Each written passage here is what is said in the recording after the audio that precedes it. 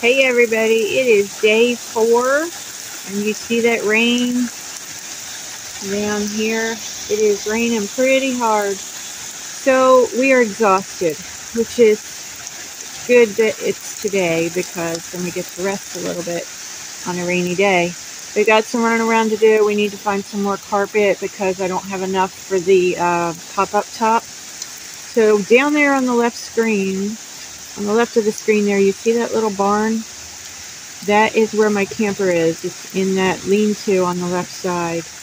And we parked it there last night because we knew it was going to rain, and it was just painted yesterday. So that's its parking spot for today. And then tomorrow we'll bring it back out and do some more work. See you soon. So as I said, we ran out of this wall covering, and trying to find some. There's a lot of boat shops around here, a lot of auto upholstery shops near my brother's house. So we're trying to find some more of this. It's really kind of a medium brown. It is trunk liner carpet, and we haven't had any luck finding it yet, but we're still trying. In the meantime, we went to Hobby Lobby and we got some felt. So this is just for the pop top part, which is like a 4-foot square. That's all I need. This is my curtain fabric and cushion fabric. This is what's on the walls. So this might go on the pop top as this ceiling piece. It does match. It's a little bit more yellow than this. And I'm still debating on whether I'm going to use it or not. I may just order more of this off eBay and do it later, but I was trying to get everything done while I was here. So this is still up in the air what I will use. Just trying to work on that. So I'll be back soon.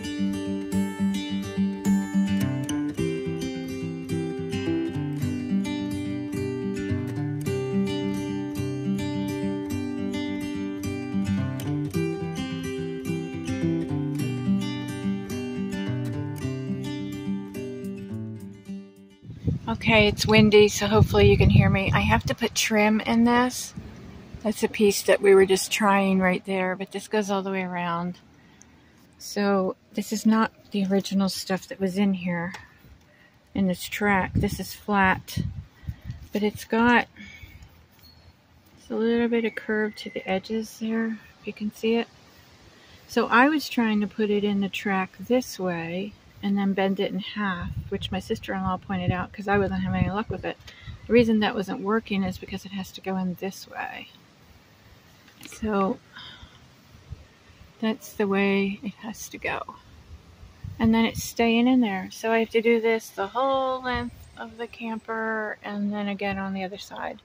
And what this does is cover those screws for the awning rail.